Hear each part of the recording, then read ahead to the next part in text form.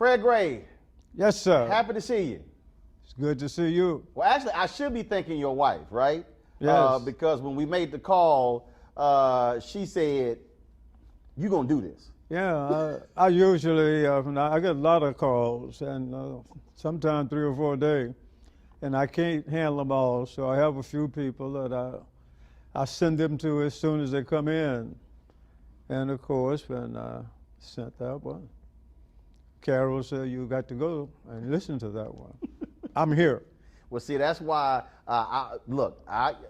Mama, Daddy and Mama said, "Look, you take care of the wife, you take care of the secretary, you take care of the mama, you're going to always be good." I think you're right. And my 66 years of law practice and dealing with persons in each of those categories is the same. And it's like one of the old prophets of old said in the Bible, "He who findeth a wife findeth a good thing." And I've had 2 good ones. All right. And still have one. All right then. All right then. How do you respond, or how do you feel when folks go, "The legendary Fred Gray, the civil rights stalwart, the beacon of light," when all these descriptions folks have of you? Well, I would like to hear all of them, but you probably hear more of them than I do. But when I started to practice the law, I never thought about any legends, never thought about anything other than trying to destroy everything segregated I could find. And that's what I have tried to do for the last 66 years of my 90 years of life.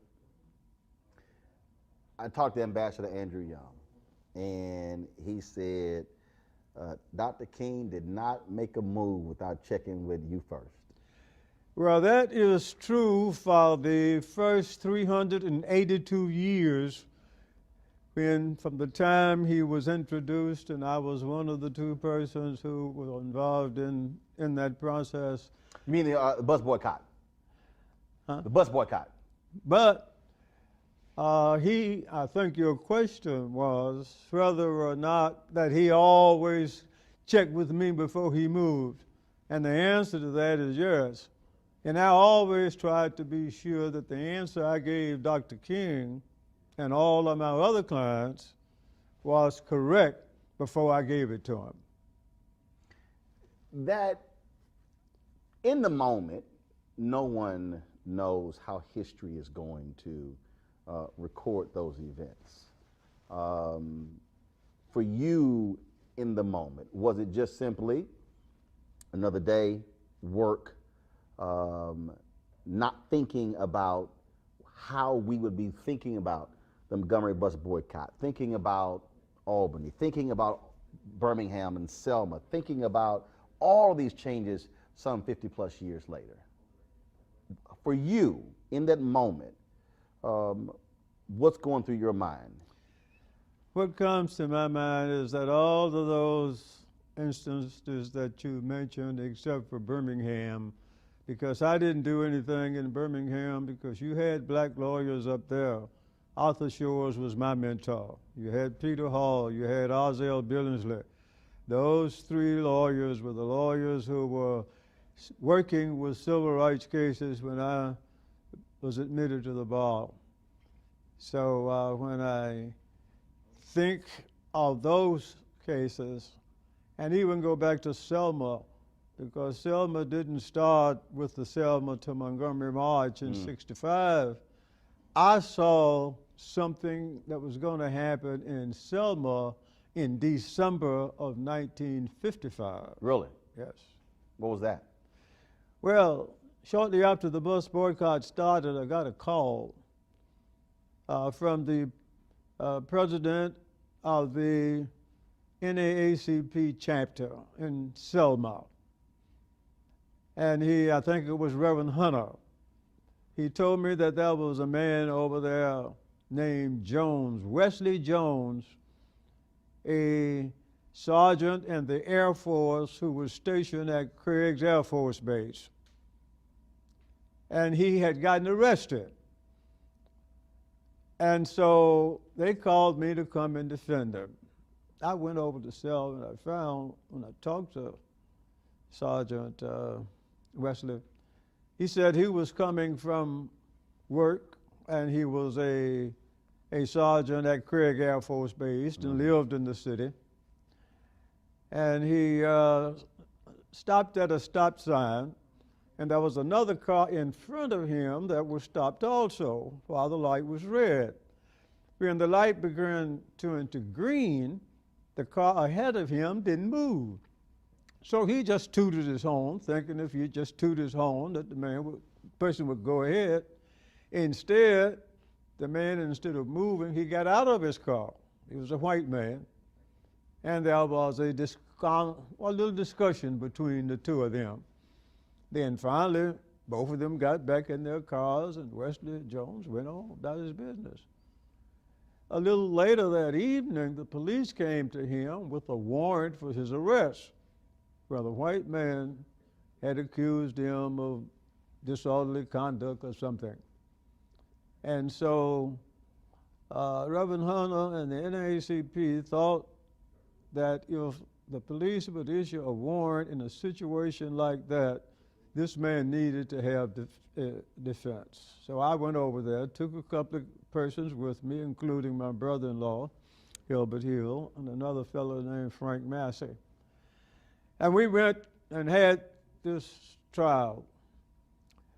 And of course, it was a segregated trial in the city courts of the city of Selma. And the two persons who were with me had sat on the segregated side, and I went on up, got through trying my case, and of course, unfortunately, he was found guilty. But something else happened in the course of that trial. I was referring to my client as Mr. Jones, and guess what the judge did? What? The judge stopped me from calling him Mr. Jones. And at first, I didn't realize what he was talking about. Then it dawned on me that the judge didn't want me to call my client Mr. in his coat. Wow. So I said, "Oh, Your Honor, he's a sergeant in the United States Army. May I call him Sergeant Jones?" Oh, so that's fine. That's the mentality of white people, a white judge in Selma in 1955, and I knew then that there were some problems. But that wasn't the end. When the man found him guilty, I was going to appeal. There was only one black man over there that they would let sign bonds, and I was sending somebody out to get him. In the meantime, I looked, and Frank Massey, one of the persons who had come over with me, I didn't see him. And then a police officer, and in those days all of them were white. He was a big, tall, burly fellow. Almost to me, he looked like he was about 10 feet, but I know he wasn't that tall. And he said, if you're looking for that end that drove you over here, he's in jail. I said, in jail? Well, the jail was right down the hall. He said, yes. I said, what he was in jail for? Drinking liquor in the courtroom. Well, I knew that wasn't true. I said, well, may I go back and see him? He let me went back. I talked to Frank.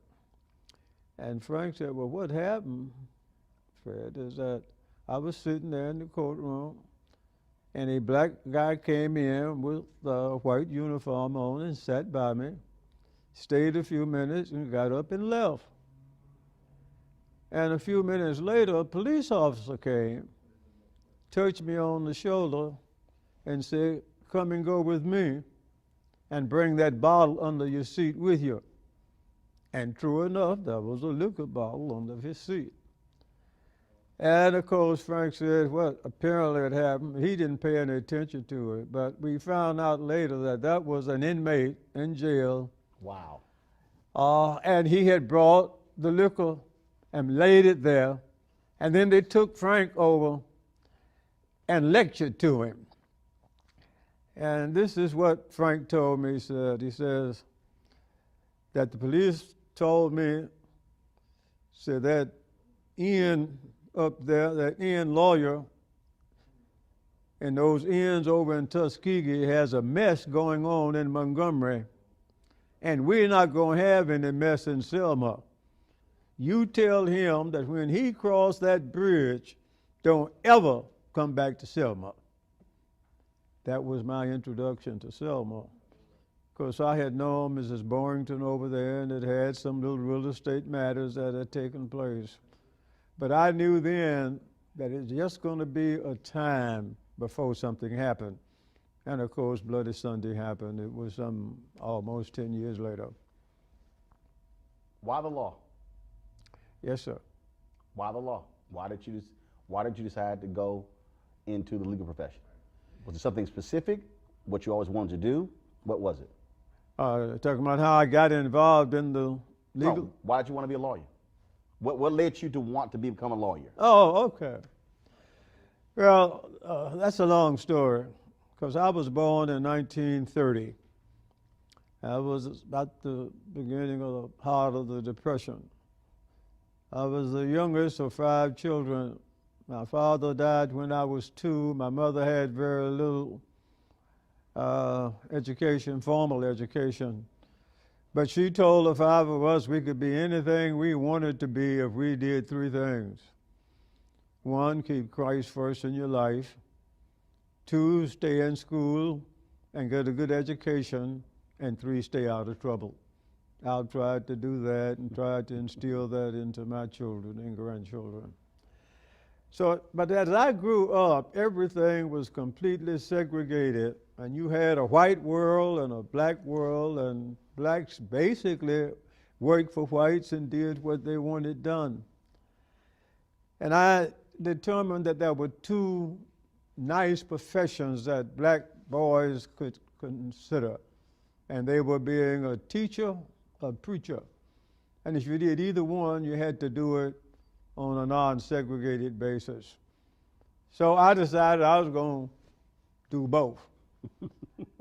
I grew up at the Holt Street Church of Christ in Montgomery, and we had a preacher from Tennessee who knew that there was a boarding school up in Nashville of the Church of Christ where they take these boys and teach them how to be preachers. And he told my mother, even though she didn't have any money, she says, Fred needs to go up to that school. And he took us up there when I was 8 years old to the Nashville Christian Institute. to learn how to become a preacher. And apparently I was doing pretty good. At the age of 8? Huh? At 8? No, I was 12 then. Got it. Okay. No, I was baptized when I was 8. Got it. But I went to Nashville when I was 12. And that was after I was in the 8th grade at the time. Got it. So the president of the school, whose name was Marshall Keeble, he was one of our old pioneer preachers, and he knew both white and black people who were in the church. And he decided that while he was not an educated man, he knew people, and his responsibility as president was to go and raise money and recruit students. And he decided one way he was going to do that is take these little boys who was learning something about preaching, and when he go and travel in the Southeast to these black churches of Christ, he would let these boys get up and preach first. They raise a collection for him, and they come out back to the school. And he tell them, said, now you send your boys to us, even though they're bad boys, we can make them like these boys. So I must have been pretty good, because I traveled with him throughout Tennessee and Georgia and Florida and Alabama and Louisiana and the part of eastern Texas. And I finished there in 1948. I now know a little something about preaching. Came back to Montgomery to attend Alabama State College for Negroes, now Alabama State University, to learn how to be a teacher. I lived on the west side of town, which was the ghetto area where nothing good supposed to come from, in Washington Park and Jeff Davis and Day Street. So I had to use the public transportation system. And I saw that our folks were being mistreated on the buses, and one man had been killed as a result of an altercation on the buses. So I made a commitment, and I saw that everything else was completely segregated based on race. I didn't know anything about lawyers, but they told me that lawyers helped people who had problems. And I thought black people in Montgomery at that time had problems. And that was between 1948 and 1951. So I made the commitment then that I was going to finish Alabama State, try to finish with honors so that I could get accepted in law school, go to somebody's law school. Wasn't going to apply to the University of Alabama because I knew they wouldn't accept me, and I didn't want to raise any sand with anybody on anything.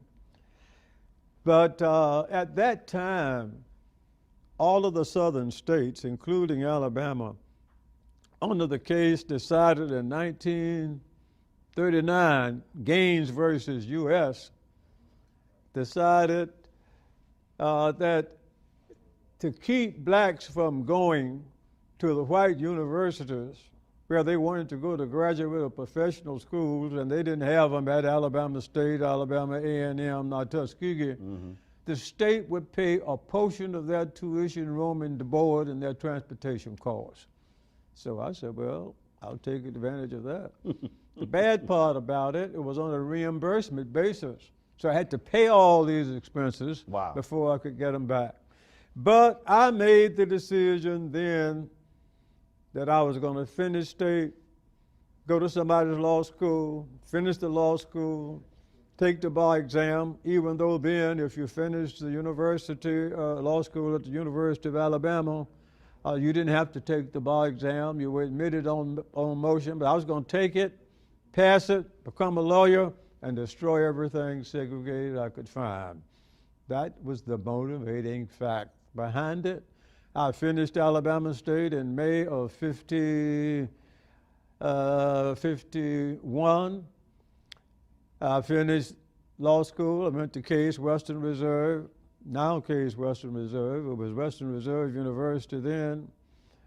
In 1951, in September, finished in June of 54, stopped by Columbus and took the Ohio bar exam, just in case, and a month later took the Alabama bar exam, And in August of 54, I was told I passed both. And on the 7th of September, 1954, I was licensed to practice law. Now I'm ready to begin to destroy everything segregated I could find. Those are the motivating facts about me going to law school. There's a display right here.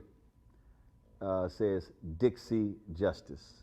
Dixie what? Dixie Justice, Yeah. right here. Yes. Says Reconstructing Alabama Law.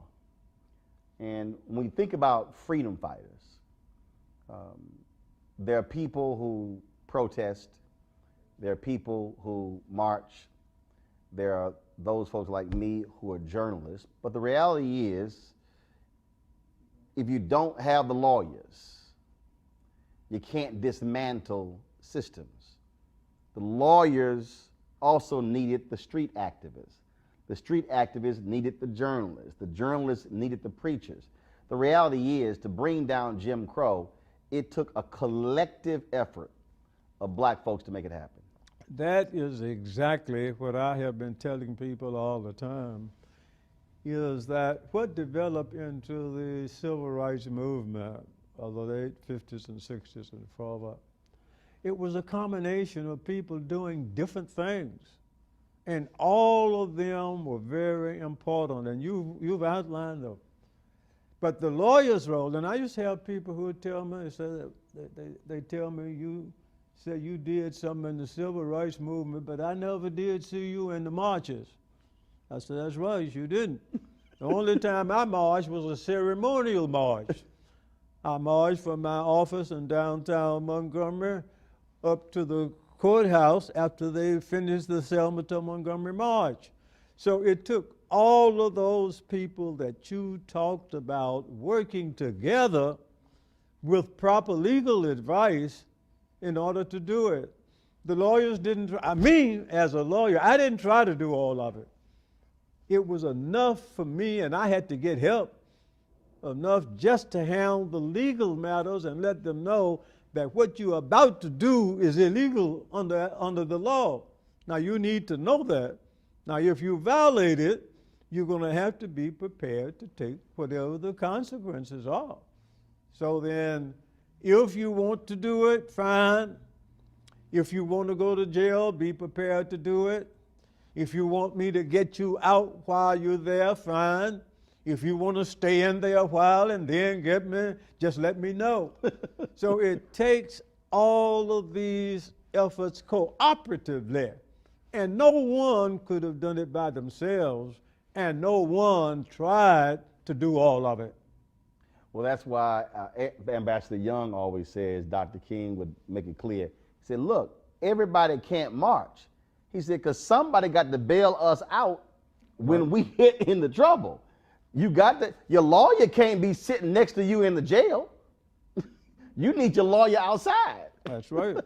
That is exactly right. And that's why, as I see individual, and we did that during the Montgomery boycott. And we probably did it because things were so bad and we had been treated so unjustly that anybody who would come together and try to help us do something, let's all work together to get it done. And that's why the African Americans were able to stay off of the buses for 382 days during the bus boycott. When you think back to all of those moments, I've often said that one of the greatest mistakes that we make today is that we focus on the march, the speech, the event, but not the strategizing, the planning, the discussion. Talk about that, what that was like to be in those conversations in the back and forth, whether it was King or Lowry or Marshall or all different players, Wilkins and Whitney Young, everyone, as they strategize and walk through and visualize and bounce things off, and you're there as the lawyer navigating that as well. How vital the strategizing was in the movement. It was very, very important. And let me tell you about the Montgomery bus boycott, because I'm almost the only person who was in the inner circle of the planning of the Montgomery bus boycott. I think there's probably only one now that's left other than me. And that one was one that ended up getting out of the movement before it was over and going on something else. So of those who stuck with it, I'm just about the only one who's there. Let me tell you how the plans were made, and most people didn't know about it even then, and they were part of it in connection with keeping people off of the buses. Well, we all realized that at some point we're going to have to file a lawsuit to declare the city ordinances and state statutes unconstitutional. However, it takes a long time to do a lawsuit. You can do it, you've tried, you got 2 or 3 appeals, take 2 or 3 years. And if you're going to tell people immediately that you got to stay off of the buses until a lawsuit is resolved, they say you whistling Dixie. However, if you tell them, let's stay off for a day as a protest for something, that's different. Well, Joanne Robinson, who was a professor at Alabama State in English, had had a bad experience on the buses as far back as 1948. And that bus wasn't even completely full, but she sat about midways, and she had a bus driver who wanted her to sit further in the back, and she just got off the bus. But she became the chairman of the Women's Political Council, which was a group of black women in Montgomery who was trying to produce or increase the living conditions for all African Americans. She started documenting every incident that she could find. So, and she said what we need to do is stay off of these buses. So you had people who got arrested 1 or 2 times. We knew about Claudette Carvin, the 15-year-old girl who did what Mrs. Parks did, but did it 9 months before without any instructions and any prodding or any encouragement. She just thought it was wrong after she had been studying black history, incidentally, the week before. But I represented her, and she was my first civil rights case. And when I lost her case before Judge Hill in the juvenile court, where they found her to be a delinquent and then placed her on unsupervised probation, which was saying nothing, I tried to get the judge and tried to tell him that what they were trying to do was to enforce the segregation laws, but he wouldn't listen to me. He still found her guilty. So what we did, Joanne had that, and she had gotten the leaders in Montgomery, and E.D. Nixon was the Mr. Civil Rights involved. And after that, she was convicted, had a meeting with the city officials about it. They said, well, we're sorry what happened to that girl, but it won't happen again. Later then, Rosa Parks' case came up on December 1st. Well, I knew her from my earlier days.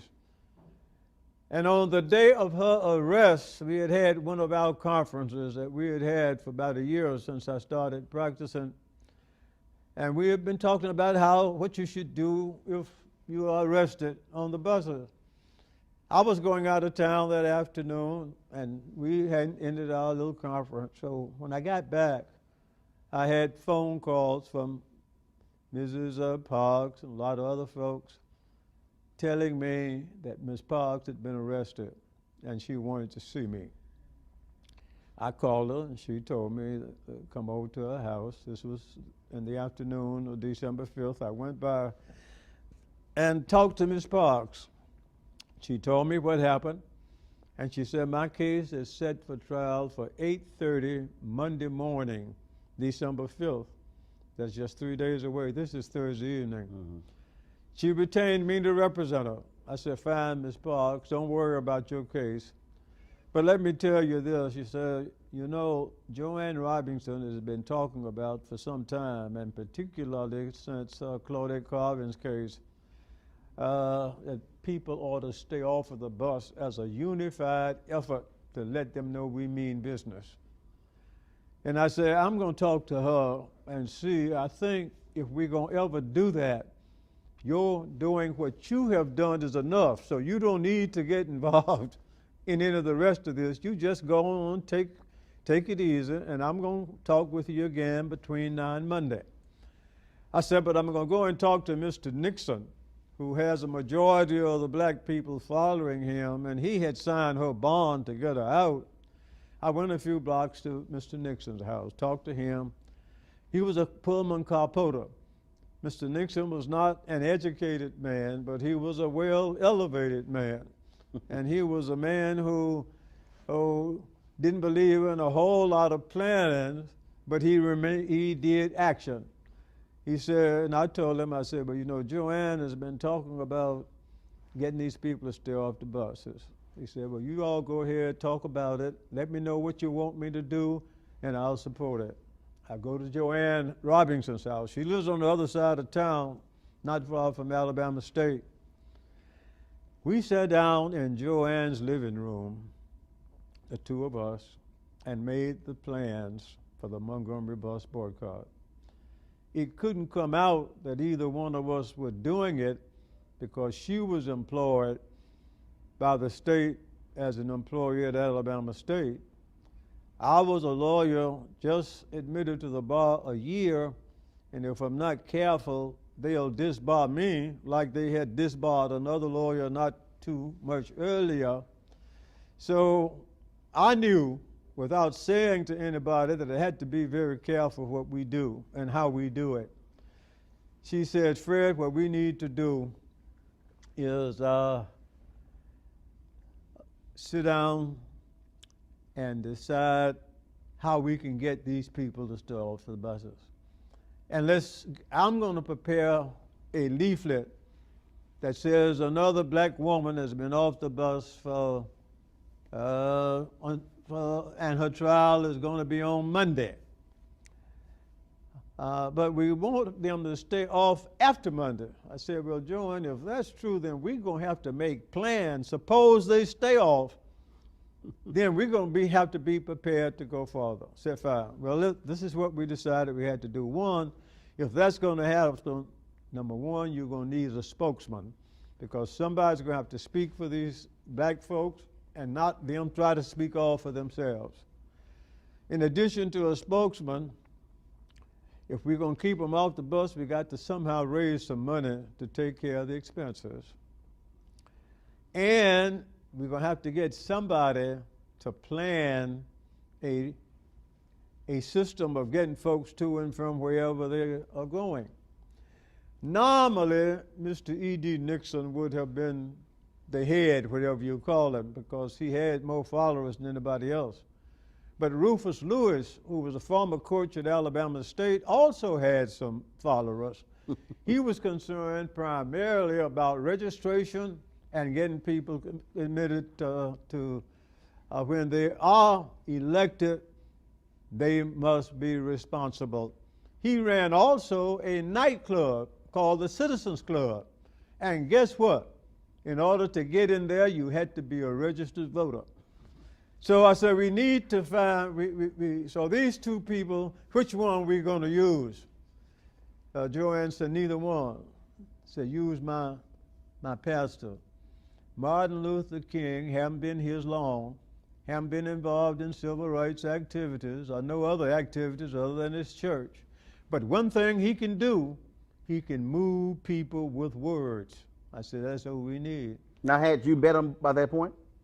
Had you met Dr. King by that point? I had met him, yes. I had met him, but I didn't know him. I wasn't a member of his church. Did you think it was a good idea?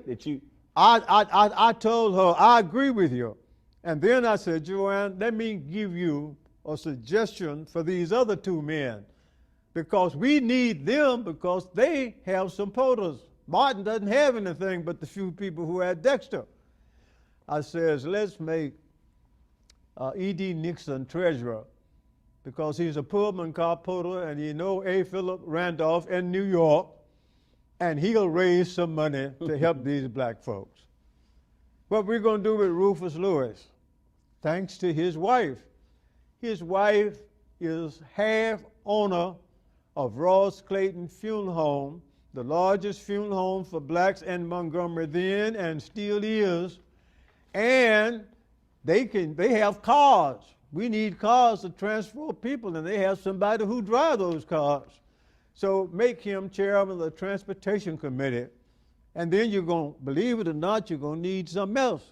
You're going to need a lawyer. Well, here am I, send me. Those were the plans that we made. Martin to be, Dr. King to be the chair. The spokesman is what we call them. Mr. Nixon, the treasurer, Rufus Lewis, chairman of the Transportation Committee, and Fred Gray was legal for doing the legal advice part.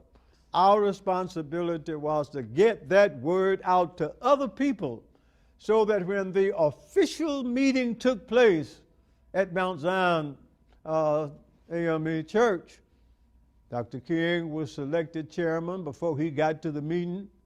Rufus Lewis was elected chairman of the Transportation Committee. And of course, Mr. Nixon was selected as treasurer, and Fred Gray had the responsibility of doing the legal work. And that seed was planted and passed on to other people. And when other people made the motions in the meeting, they didn't know where it came from originally.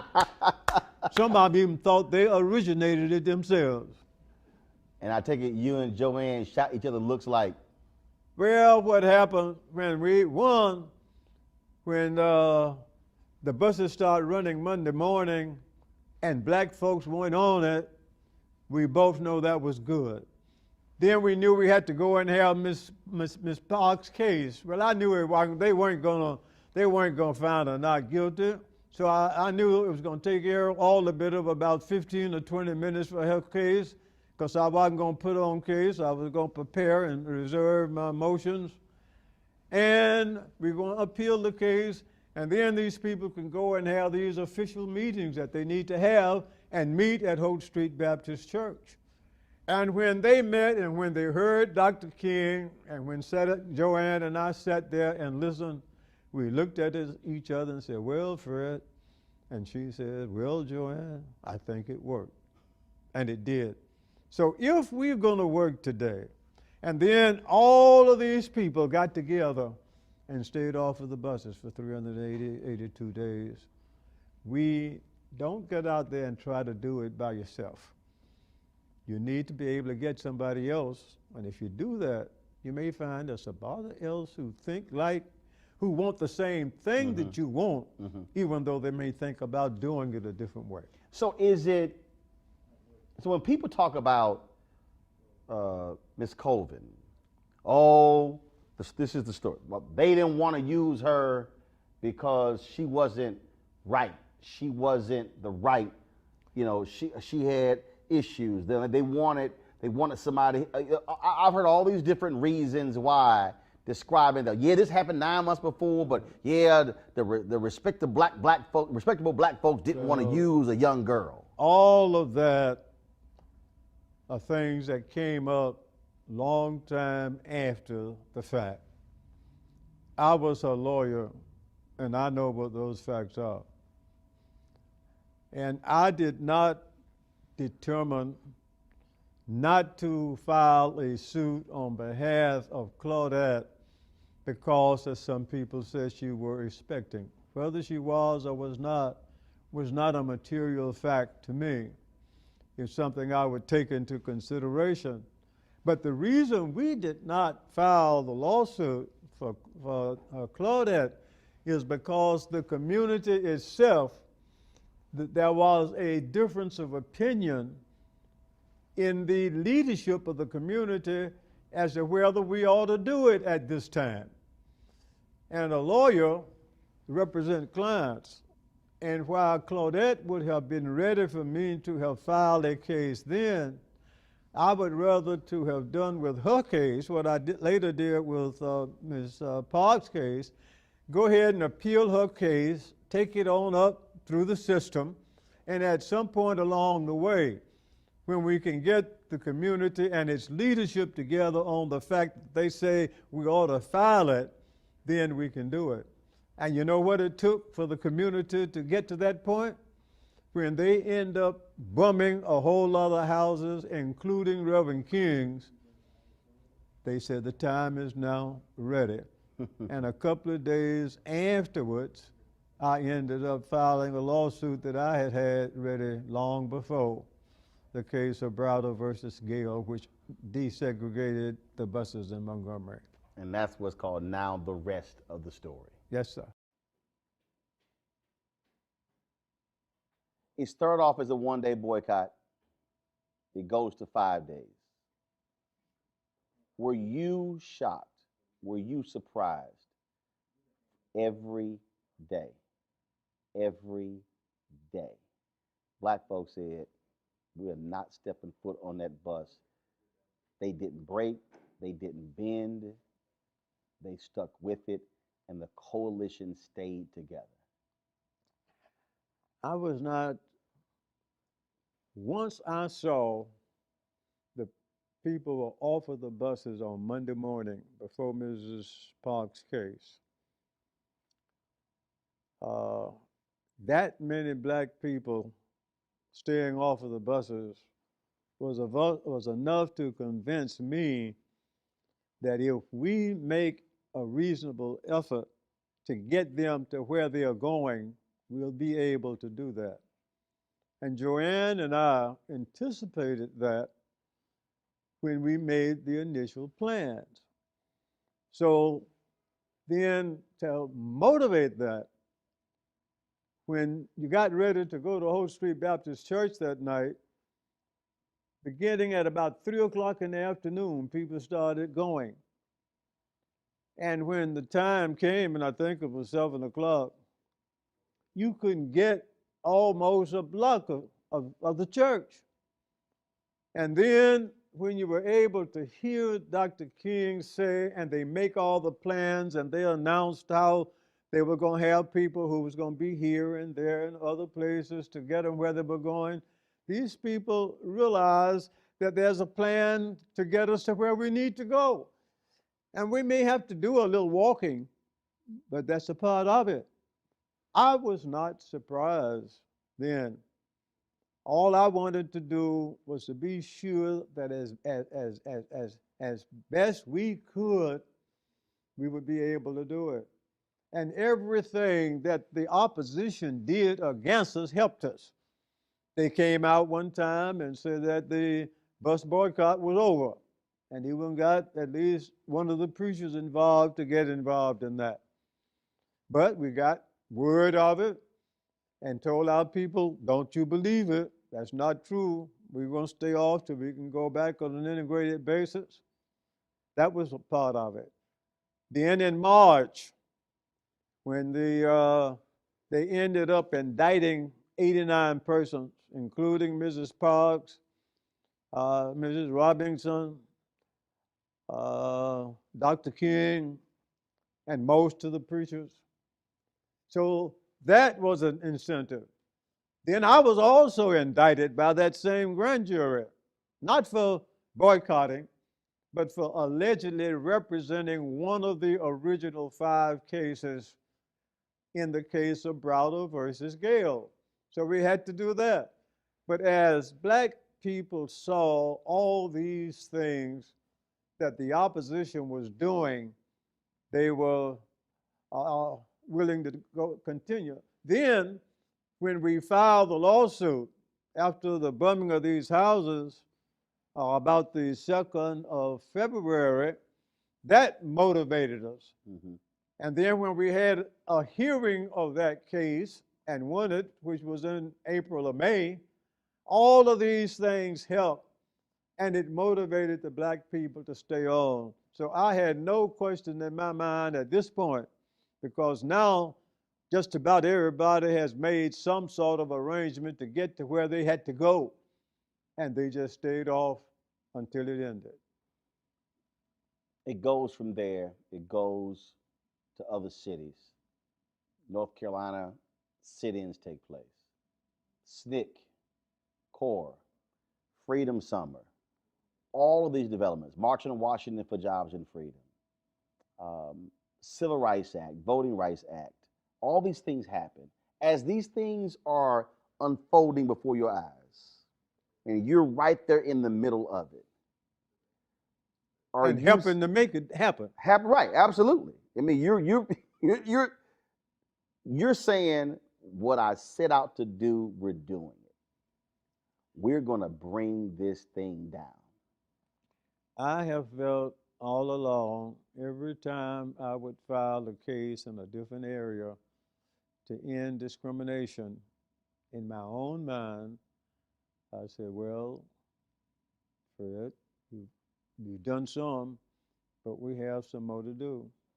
It's somewhat like after the boycott was over, and when Dr. King no longer had anything to do, he's now an international figure with no organization and no people to lead. Right.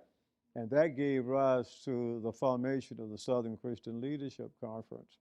And when they made when they formed it, and he moved on to Atlanta, and Abernathy moved on, and Reverend Lowry all moved on. He said to me when he was leaving Montgomery, he said, well, Fred, you represented me in the movement well.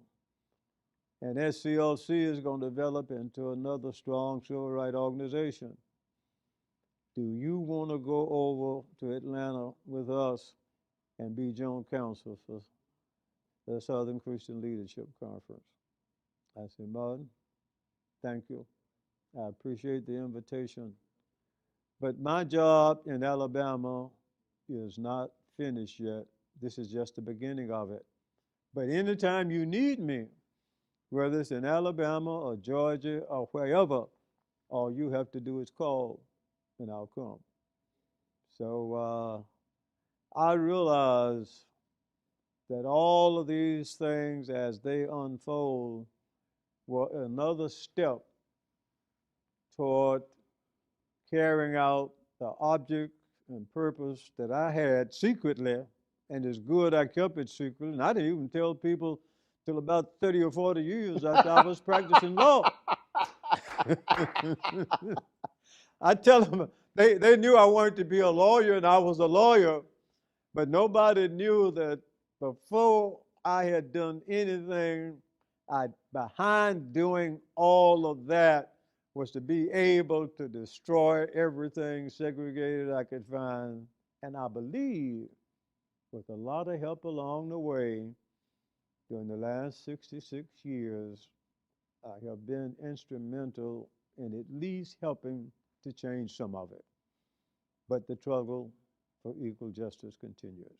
Many people Yes, sir. believe, and Congressman John Lewis often said, that after the Voting Rights Act passed, he felt that was really the end of the civil rights movement. After that, then of course, 68 comes. April 4th, 68. Where are you, and what is your reaction to what takes place in Memphis? Well, you know, the Selma Montgomery March, when they had Bloody Sunday, they called me, and I went over and I filed Jose Williams and John Lewis versus Governor Wallace the next day, less than 24 hours, about 24 hours after it happened. So I knew that was another step. But I never thought that that was the end. I knew we were having trouble even with the school cases that I'd filed in 63, and now it's just 65. But that should have given the opposition, if they thought about it to say, well, we ought to treat these people right. But they've never gotten to that point. And I think one of the most disappointing things in my own little mind as a boy from Alabama, and I'm not a lawyer for the whole nation. My work was primarily here in Alabama. That's what I wanted, and that's where I primarily have stayed. I helped other areas. But you have to be able to keep focused on where you are. And I realized, but the thing that I was trying to say, when you get 90, you don't always follow them correctly. But the point is that you just can't, I've gotten that one a little bit off, but the point I wanted to make is as we try to change things, you have to be in a position to continue to move along in the direction that you should be going. April 4th, 68.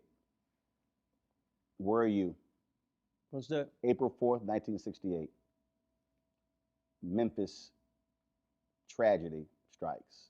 Where are you? How do you find out? How do you feel? You're talking about Dr. King's death? Yeah. I was here in Tuskegee at that time. And of course, I was very sorry and very, very upset over his death. But it was one of those things that we always knew, and he always knew, even as early as the bus boycott, and this was several years before, that there was a possibility of losing our lives in the movement. So we have to be prepared to do it. But even so, he still believed in nonviolence and social change. Were you prepared? Yes, indeed so. And there were some people in the movement who didn't believe in that. And my brother happened to have been one. But I did believe in that. But you have to be able to stay focused and move ahead and do it in the right direction. But when I heard about Dr. King, and if you remember, when he published his first book, he was stabbed at a department store in New York. Yep. So he realized that he may get killed. And he knew that was always a possibility. But, you know, you never want those possibilities to happen. And I was very sorry about it. But we couldn't stop. He wouldn't want us to stop. And we didn't stop. And we continue. How does Fred Gray feel when he sees Black Lives Matter? When he sees these new young lawyers? When you see this next generation doing what they do? I think Black Lives Matter they are just developing what some people earlier called was Black Power, what some call the movement. And all of these were simply short terms for trying to do what African Americans have tried to do and have been doing since they were brought here in slavery. And that is to do away with inequality and to do away with racism. And this is simply their form of trying to do the same. We've chipped at it. We have just about removed all the laws that required segregation, but now they enforce it without the laws. Right. And have the same results. We've always had police brutality. That's nothing unusual. And there have been lawsuits filed earlier on. So what they're doing is simply an extension of what we did and what our foreparents started, and we all have to continue to work on it. When somebody says nothing has changed, what do you say? What is your response to that? When you hear somebody today say, man, nothing has changed from those days in Selma and Montgomery and Birmingham. There have been a lot of things that have changed, and I can go back to when I started to practice law. Everything was completely segregated. Restaurants, schools, churches, and even sometimes ladies, particularly in department stores, they wouldn't let black ladies just put the dresses on. Employment, conditions in healthcare, residential segregation, educational institution. Every institution from kindergarten to graduate and professional schools in Alabama was segregated by law when I started practicing.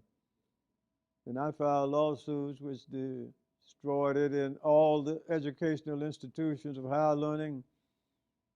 And in about 110 or the 120 secondary and elementary cases. Everything was completely segregated. It is not, and it was by law. So in employment, our people couldn't get decent jobs. Right. We have people now doing great jobs. Even the job you have and what you're doing now could not have been done at those days. So when somebody says that nothing has changed, they don't know their history. And they are, in fact, the recipients of some of the changes that has taken place. Right. A lot of people don't think about legacy. They don't think about what people will remember them by. They don't think about the work. You're living history. There's a bust of you sitting right over there. There are folks talking about renaming streets after you and all kinds of stuff. When a black girl or a white boy, a Latino boy or girl in Alabama or somewhere in America, 50 years from now, 100 years from now, is reading and they see the name Fred Gray, what do you want that child to know who Fred Gray really was? Well, I would want them to know that Fred Gray was a young man who during his teenage years, he saw that there were serious problems existing in Montgomery, Alabama, particularly on the buses, but in every aspect of American life. And I want them to know that he learned that somewhere along the line, lawyers supposed to help people who have problems. And I saw those problems, and I was willing, without anybody prodding me to doing it, but after I decided, I got a lot of help along the way, that I was going to try to change those things so that what we did then, or what happened, so that we're doing segregated, we'll no longer be able to do that. But I would become a lawyer and I would help to change those things. In short, I would want you to believe and want them to believe that I was a lawyer who represented clients who had problems and was able to help solve those problems. And I would hope that whatever they would do in their life, when they see problems in their communities, that they would try to help solve them. But I also want them to believe that you can't solve those problems by yourself. And I realize that. Talk to somebody else, work with others on it, but you don't know, you just might start a movement. Fred Gray, I appreciate it. I thank you for your work. I thank you for doing all that you did to bring down Jim Crow. And I say more importantly, I thank your wife for making you do this. I appreciate it. Well, I appreciate her doing it too. And as I look back, Roland, over these 66 years, there are a couple of things I've seen these changes. But I want people to also know, and we have a whole 2 or 3 generations who know nothing at all about Jim Crowism. We're having this interview in the Tuskegee Human and Civil Rights Multicultural Center, which is a history museum that they need to come and see, because it talks about not only black people, but what Native Americans have done, what European Americans have done, and what African Americans have done. And you can see it all under one roof. And you can even see where the federal government mistreated those men in the infamous Tuskegee syphilis study. And we're sitting on a part of the memorial for those men. And then it is a brief history of the struggle that Africans have made from slavery to now. And you'll find on the west wall over there 4 or 5 cases filed by residents of this county that not only helped them in farm subsidies and serving on juries and learning to vote, but have helped those all over the country. So they need to come and be educated on that. But they also need to know that the struggle for equal justice continues. And not only do these young people who are black need to know that, but our white brothers and sisters and all the other ethnic groups in this nation needs to know it. But they need to know the struggle continues. What happened a few weeks ago at the Capitol, as we saw it unfold, we wondered whether we were in America or not. Right. Could this be America? So when we see that and see behind it racism, and recognize that the last 4 years of the administration that it's had has done nothing to get us together, but to separate us, we need to realize that those 2 problems that we had are really in there, and that is racism and inequality are still the problems that's out there. We need, and I was happy to hear our new president say that he's going to do something about solving those problems. So, because if we don't know the problem is there, we won't solve it. So if we can get those problems, we recognize we have the problem, then do what we did here in Montgomery. Come up with a plan to eliminate it. Get some people together, work together. Once you get a plan, execute the plan, and then remember that every one of us, while we would like for it to be start at the top about is wrong and a plan from the White House to the Congress to the Supreme Court to all those things, but every one of us going to have to do it. And unless we do it, we will still, years later, when we are gone, our ancestors will have to be working with these same problems. But we have a generation that I think, if they're willing to do it the right way, and I still think that what Dr. King and we did in the movement of doing it on a non-violent manner is the way to solve it. And we thank you very much. Yes, sir.